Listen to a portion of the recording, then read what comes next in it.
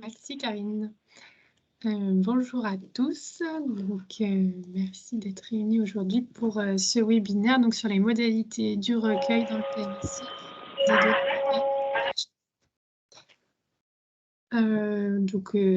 On va faire la présentation avec Dr Karine Véron, qui est ma collègue à l'OMETIT Auvergne-Rhône-Alpes, et le Dr Bruno Bléculelier, qui est à l'ARS Auvergne-Rhône-Alpes.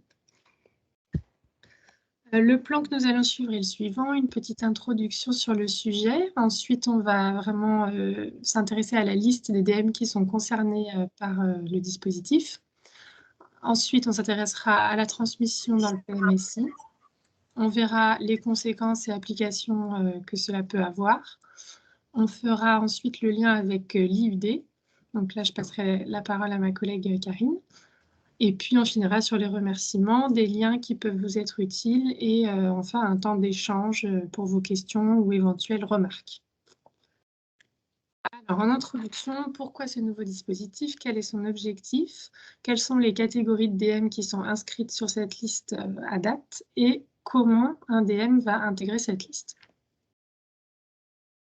L'objectif, en fait, c'est d'établir un suivi national de l'utilisation en vie réelle des DM qui sont inscrits sur la liste, et ça à travers les bases de données nationales. On a l'objectif aussi de produire du coup des données cliniques pour permettre d'évaluer la pertinence de l'utilisation, mais aussi de la prise en charge de ces DM. Les catégories de DM inscrites, donc il y a 10 catégories homogènes actuellement qui sont inscrites. Elles ont été déterminées au regard du caractère invasif et ou des risques que peut présenter le DM pour la santé. On a donc une inscription qui s'est faite progressivement depuis 2016 jusqu'à la dernière catégorie inscrite, c'était donc en février 2021. Comme vous pouvez le voir sur la diapositive. On va revenir vraiment en détail sur ces catégories juste après. Et comment? Donc en fait, dès lors qu'un DM appartient à une de ces catégories, l'industriel va devoir déposer un dossier auprès de la CNEDIM-TS, donc une commission de la Haute Autorité de Santé, qui va apprécier le service attendu s'il s'agit d'une inscription ou le service rendu s'il s'agit d'un renouvellement. Donc il y a deux libellés, soit il le considère suffisant ou insuffisant. Et après que cet avis ait été rendu par la HAS, ça va être le ministère qui va décider finalement d'inscrire le DM ou de ne pas l'inscrire sur la liste. Donc ça se fait au travers d'un arrêté et l'inscription, elle peut être faite en nom de marque ou en ligne générique. Alors, les DM plus précisément, donc les spécialités qui vont être impactées, il y aura la cardiologie, le neurovasculaire et l'urogynécologie. Donc en cardiologie, on a 4 catégories homogènes qui sont inscrites actuellement. 2 catégories de défibrillateurs cardiaques implantables. Donc le premier avec sonde endocavitaire, avec 51 DM inscrits en ligne générique. Et la deuxième, les défibrillateurs sans sonde endocavitaire, avec 1 DM inscrit en nom de marque. Les 2 autres catégories, ce sont des valves cardiaques chirurgicales biologiques avec suture. Donc là, on a 16 dispositifs inscrits en nom de marque pour les valves aortiques, 7 dispositifs inscrits en nom de marque pour les valves mitrales et 1 dispositif inscrit en nom de marque également qui est à position multiple. Et enfin, on a les valves, la catégorie des valves cardiaques chirurgicales biologiques sans suture cette fois. Donc là, on n'a que des valves aortiques et on a 2 dispositifs qui sont inscrits en nom de marque. Attention, j'attire votre attention sur le fait que donc il y a 3 catégories en cardiologie qui dont l'inscription va être renouvelée en 2022. Donc les défibrillateurs, c'est en juillet et les valves avec suture, c'est au mois de décembre. Au niveau du neurovasculaire, on a 3 catégories. La première, ce sont les stents intracrâniens pour l'angioplastie des sténoses athéromateuses. Dans cette catégorie, actuellement, on n'a aucun DM inscrit. Ensuite, on a les stents intracrâniens pour diversion de flux, également pas de DM inscrit. Et les dispositifs de thrombectomie. Donc là, il y a 3 sous-catégories. Les cathéters guides à ballonnet avec 3 DM inscrits en nom de marque. Les stent retrievers, aucun DM inscrit. Et les dispositifs de thromboaspiration, aucun DM inscrit. Là encore, j'attire votre attention sur le fait que pour la catégorie des flow diverteurs, donc les stents intracrâniens pour diversion de flux, et pour les stent retrievers et les dispositifs de thromboaspiration, on a des DM qui sont inscrits sur la liste en sus. Donc qui sont pris en charge en sus, inscrits sur la LPPR. Enfin, en urologie gynécologie, on a 3 catégories également. Les dispositifs implantables destinés au traitement par voie vaginale du prolapsus des organes pelviens. Aucun DM n'est inscrit actuellement. Les dispositifs implantables destinés au traitement du prolapsus par voie haute des organes pelviens, on a 7 dispositifs qui sont inscrits en nom de marque. Et la dernière catégorie, les dispositifs implantables destinés au traitement de l'incontinence urinaire féminine d'effort, avec 2 sous-catégories, les bandelettes sous-urétrales implantées par voie rétropubienne et ou transobturatrice. On a 17 dispositifs inscrits en nom de marque. Et enfin, les mini-bandelettes sous-urétrales à incision unique, actuellement aucun DM inscrit dans cette sous-catégorie. On passe donc maintenant qu'on a vu tous les DM, toutes les catégories de dispositifs concernés, on va passer à la transmission des données dans le PMSI. Donc, à chaque fois, il va falloir transmettre des données permettant d'identifier le dispositif, les quantités de dispositifs utilisés et puis des données qui vont concerner le patient. Donc, au niveau du format plus précisément, c'est un fichier DATEXP qui a 7 variables qui sont présentées sur la diapositive, le numéro FINES PMSI, le numéro administratif local de séjour, l'ID EXP, le numéro d'ordre, la date de pose, le code IUDID et le nombre d'unités implantées. Donc, pour le code IUDID, on va voir ensemble où est-ce qu'on peut retrouver ce code, justement. Le ministère a mis à disposition sur leur site un référentiel donc, de tous les IUD-ID des dispositifs médicaux inscrits sur la liste intra-GHS. Donc, c'est un tableau Excel qui se présente comme vous voyez sur la diapositive. Vous avez la catégorie homogène intra-GHS, donc c'est les 10 catégories que je viens de vous présenter. Le fabricant, le nom commercial du DM, le modèle, la référence commerciale si on l'a. Vous voyez que là, dans le cas présenté, on ne l'avait pas, mais quand elle est disponible, elle est notée. Le code, donc ce qui nous intéresse, le code IUDID. Vous avez également la date de fin d'inscription. Donc là, vous voyez que c'était un défibrillateur. Donc comme je vous l'ai dit, c'est en juillet 2022. Et puis la date de dernière mise à jour de la liste. Donc là, effectivement, notre présentation, elle se base sur la dernière mise à jour qui date de du 24 décembre 2021. Donc, sur cette liste, attention, le ministère a précisé que les IUDID sont renseignés à titre d'information dans l'attente de la disponibilité de l'information sur la base de données EUDAMED, donc la base de données européenne des dispositifs médicaux. Alors, ce dispositif, quelles conséquences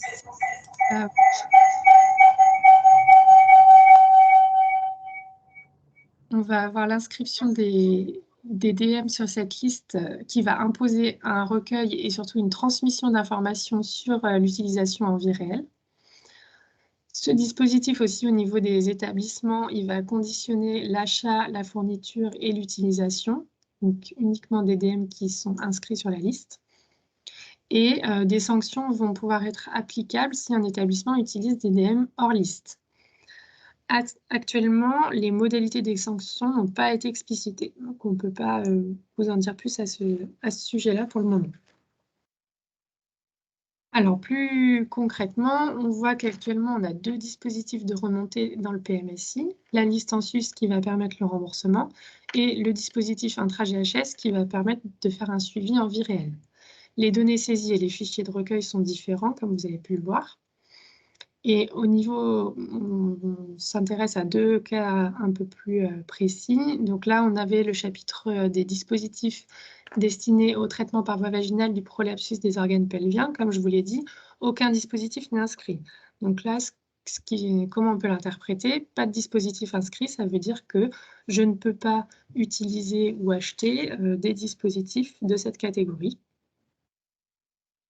On avait également la catégorie des stent flow diverteurs où aucun dispositif n'est inscrit.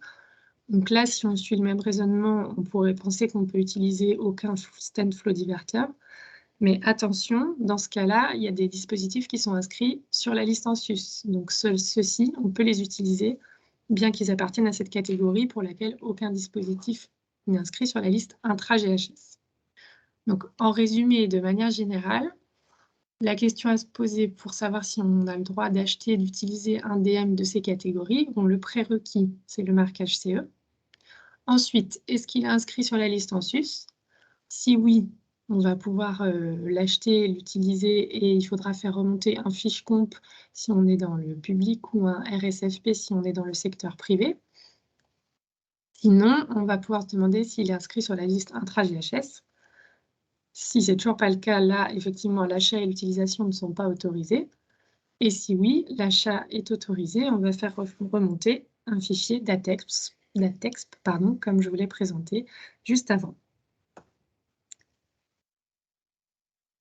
Je vais laisser la parole à Karine pour la suite de la présentation. Merci Julie. Oui. Donc maintenant, on va faire un petit focus, puisque comme vous venez de le voir, la remontée des informations sur le DM intra-GHS passe par la transmission de l'IUD-ID qui identifie le dispositif médical. Et si on regarde le fichier de la DGOS, on a 372 IUD qui sont listés. Donc la première question qu'on peut se poser, c'est est-ce que vous êtes en capacité à ce jour d'avoir une lecture automatique de ces 312 IUD? Donc pour vous parler du DM intra-GHS et de l'IUD, on va démarrer par la première des questions, c'est une déclaration dans le PMSI à partir de l'IUD, mais pourquoi? Donc on va revenir sur les généralités de l'IUD. Quelle est cette idée de nous déployer ce dispositif en même temps que l'un que l'autre? L'IUD concrètement, qu'est-ce que c'est? Donc on va reprendre l'IUD en pratique, c'est-à-dire comment le lire et qu'est-ce qu'il contient. Et la troisième partie de cette introduction, c'est la lecture de l'IUD dans les PUI. Est-ce que vraiment c'est possible demain? Et on vous présentera du coup un accompagnement réseau Médit qui est proposé, en tout cas en région Auvergne-Rhône-Alpes, à ce jour. Donc, sur les généralités, la première des choses, c'est qu'est-ce que l'IUD? Donc, c'est un code unique qui est attribué à tous les dispositifs médicaux, quelle que soit leur classe. Par contre, le déploiement a été séquencé en débutant principalement et prioritairement par les DM implantables. En revanche, l'IUD n'est pas prévu pour les dispositifs médicaux sur mesure, ni pour les DM en investigation clinique, donc avant qu'il y ait la position du marquage CE. Depuis quand est-ce qu'on parle d'IUD et d'IUD-ID? Donc, ça a débuté à travers la publication du règlement européen relatif aux dispositifs médicaux et qui est applicable depuis moitié 2021. Et donc, pourquoi est-ce qu'il y a eu cette proposition dans le règlement européen d'un identifiant unique? Les objectifs de cet identifiant sont multiples, cet identifiant unique, pardon, sont multiples. Le premier, c'est bien évidemment qui nous concerne, c'est l'amélioration de la traçabilité des DM, mais aussi pour la partie entre guillemets fabricant, c'est une meilleure notification des incidents et des mesures correctives, puisque à terme, sur la base de données qui a déjà été évoquée par Julie en préambule, donc la base de données EUDAMED aura vocation à centraliser l'intégralité des IUD, donc l'intégralité des dispositifs médicaux ayant le marquage CE sur le territoire européen, et donc d'en faire le suivi et donc d'y intégrer à l'IUD l'ensemble des notifications d'incidents et des mesures correctives. Donc vraiment une centralisation de l'ensemble des données pour chaque DM concerné. Donc parallèlement à ça, on voit qu'il y a un objectif de lutter contre la contrefaçon et d'assurer donc un meilleur suivi patient. Et en dernier point, on vous a mis l'amélioration des politiques d'achat et de la gestion des stocks, puisqu'on a un suivi vraiment au dispositif médical. Donc la seconde partie, c'est l'IUD en pratique. qu'on vient de voir la théorie, en tout cas l'aspect réglementaire. En pratique, l'identifiant unique, il est composé de deux parties. La première partie, moi, que je qualifie de fixe, puisqu'elle identifie le matériel en lui-même, donc son fabricant, son modèle et son conditionnement. Et une deuxième partie que je qualifie de variable, puisque pour un DM donné, cette deuxième partie identifie son aspect de production, et donc sa date de péremption, numéro de lot, numéro de série, date de fabrication, etc. Pour autant, il y a un standard de codification, donc la position sur le DM est réglementée et codifiée. L'IUD peut apparaître sous deux formats de lecture différents, soit le code barre, qu'il soit unique ou scindé en plusieurs morceaux, soit sous format de data matrix. Le principe de lecture est standardisé aussi, puisqu'il dépend des standards autorisés sur le territoire, à savoir qu'il existe 4 standards autorisés, euh, dont deux principalement déployés, deux qui sont déployés en France à ce jour, et un majoritaire qui est GS1.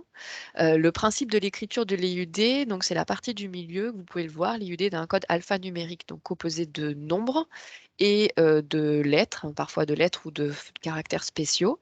Euh, la Constitution est toujours selon le même principe, c'est-à-dire qu'il y a des balises de lecture qui permettent à nos systèmes de lecture automatique d'identifier et de savoir à quoi correspond le code qui suit. Donc les balises, par exemple, on vous a cité les exemples, les balises du code IUD, elles sont différentes selon le standard, mais elles permettent de déclencher à notre lecture optique l'information que derrière suit le code IUD, ID du produit. Et donc pour GS1, la balise du code IUD, c'est entre parenthèses 01. Et pour HIBC, le code IUD, ID, c'est juste un plus. Et donc, l'intégralité de l'IUD, qui est apposée de manière visuelle en plus du code barre, peut se lire du coup à l'œil nu si tant est qu'on ait l'intégralité de l'information sur les balises, parce qu'on ne peut pas tout mémoriser. Et donc, on voit derrière qu'on peut avoir la balise du numéro de lot suivi du numéro de lot, puis suivi d'une balise de la date de péremption qui déclenche du coup l'information de la date de péremption.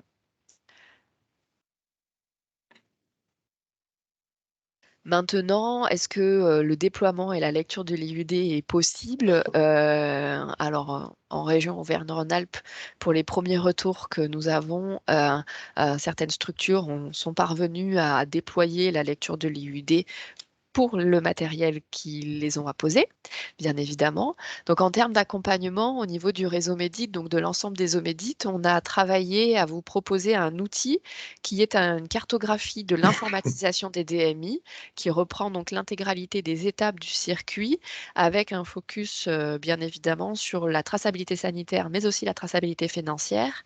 Et cet outil permet de réaliser un diagnostic, un état des lieux de l'informatisation de notre circuit, de votre circuit en l'occurrence. Donc, cette cartographie reprend l'intégralité du circuit, à la fois les données et ce qui est communiqué par le fournisseur lors des appels d'offres, par exemple, ou les catalogues produits, ou la connexion à une base de données extérieure nous permettant de récupérer l'IUD-ID sans avoir de saisie manuelle à faire. Ensuite, on évoque tout le circuit à l'intérieur de la PUI, donc de la commande simple, entre guillemets, au renouvellement d'un dépôt, par exemple, la commande pour un renouvellement de dépôt permanent. Ensuite, on évoque donc tout le circuit au niveau du bloc opératoire, avec bien évidemment le détail de la traçabilité sanitaire qui se fait au bloc opératoire. Et on n'oublie pas les pierres angulaires de tout ça, c'est toutes les données à l'hôpital, donc les données patients et les données financières, donc l'information du DPI, l'information du logiciel de gestion économique et financière de l'établissement qui permet la facturation. Mais aussi, on évoque sur cette cartographie-là l'ensemble des données du patient en dehors de l'hôpital et donc, par exemple, la transmission dans le DMP ou dans le DP des informations, le suivi de la traçabilité sanitaire, par exemple. Dans cette cartographie et dans l'accompagnement qu'on fait avec vous, On liste donc quels sont les logiciels utilisés à chacune des étapes. On évoque avec vous les données qui sont enregistrées comme l'IUD. Est-ce que l'IUD est existant et est enregistré à chaque étape? Est-ce que d'une étape à l'autre, on a de la saisie manuelle ou est-ce qu'au contraire, on est bien interopérable, on a une récupération des données pour faciliter l'étape suivante? On évoque l'utilisation ou non des lecteurs automatiques de code. Est-ce que vous les avez? Est-ce qu'ils sont utilisés maintenant? Et est-ce qu'ils pourront être utilisés pour la lecture de l'IUD? Et enfin, on évoque bien évidemment les circuits, je ne vais pas dire parallèles, mais les circuits un peu plus complexes, qui sont les circuits des gestions des dépôts temporaires et des gestions des dépôts permanents, puisqu'on le sait que dans la réglementation et dans les arrêtés, ces circuits sont bien détaillés et font l'objet d'exigences identiques, à savoir par exemple la traçabilité dès la réception qui nous est demandée. La deuxième partie de l'accompagnement du réseau Médit concerne la proposition de webinaire, puisque nous allons évoquer, après que vous ayez élaboré un plan d'action de déploiement de l'idée au niveau des établissements, on a essayé de proposer, en tout cas avec le réseau Médit, la construction de webinaires pour avoir une mutualisation d'informations et de retours d'expérience. Ces webinaires sont à ce jour en construction et devraient venir arriver et être proposés assez rapidement. L'objectif de ces webinaires, c'est de proposer un accompagnement et un suivi des plans d'action. Donc, ils vont être proposés bien évidemment au regard d'un logiciel, mais on va essayer d'évoquer à travers ces webinaires des problématiques particulières et des stratégies ou des projets de déploiement à travers, par exemple, des focus actions, plutôt un focus porte d'entrée IUD, comment implémenter les IUD dans son logiciel, donc le déploiement de l'IUD au démarrage, ou des focus plutôt sortie traçabilité sanitaire, sortie d'informations, suivi des informations patients. Donc on va essayer de proposer des webinaires assez spécifiques et à thème et de les déployer tout au long de l'année 2022. Donc voilà les projets qu'on vous propose pour essayer de vous accompagner tant sur les remontées des DM intra-GHS que sur l'exigence qui en découle en lien avec l'IUDID. Donc on remercie l'ARSARA d'être présente avec Bruno Aublé-Cuvillier qui pourra répondre plus précisément et spécifiquement sur tous les aspects de codification et de transmission au sein du PMSI. On remercie nos collègues de Nouvelle-Aquitaine, Guadeloupe, qui nous ont aidés à construire le diaporama de ce webinaire, et le réseau Médit avec qui on travaille pour l'élaboration de l'accompagnement et tous les webinaires qu'on vient de vous présenter. On vous a mis en fin de présentation l'ensemble des liens utiles, donc avec un point spécifique sur les DM intra-GHS, à la fois l'explication au niveau du ministère du pourquoi ce dispositif, mais aussi l'ensemble des arrêtés successifs, donc des catégories homogènes et des dispositifs médicaux qui ont été retenus ou non dans ces catégories homogènes. On vous précise au niveau du site Omédit que l'on avait fait un décrypte sur les DM intra-GHS, donc quelque chose d'assez synthétique qui reprend les grandes lignes du dispositif. Et on vous a repositionné la note interministérielle qui a été publiée donc fin décembre 2021 et qui vraiment positionne l'aspect remontée, l'obligation de remonter de ces informations-là, obligatoire à compter donc du 1er avril et facultatif à compter du 1er janvier 2022. Et on vous a fait un focus du coup sur la réglementation générale du dispositif médical avec le déploiement de l'IUD, donc bien évidemment le règlement européen et le décret et l'arrêté du système du management de la qualité. Avec un dernier lien sur le site de l'Omédit qui vous présente l'accompagnement sur le déploiement de l'IUD qu'on peut réaliser en région. Et donc maintenant, on va vous donner la parole pour répondre à vos questions, aux questions que vous pouvez avoir sur ce sujet DM intra-GHS et IUD.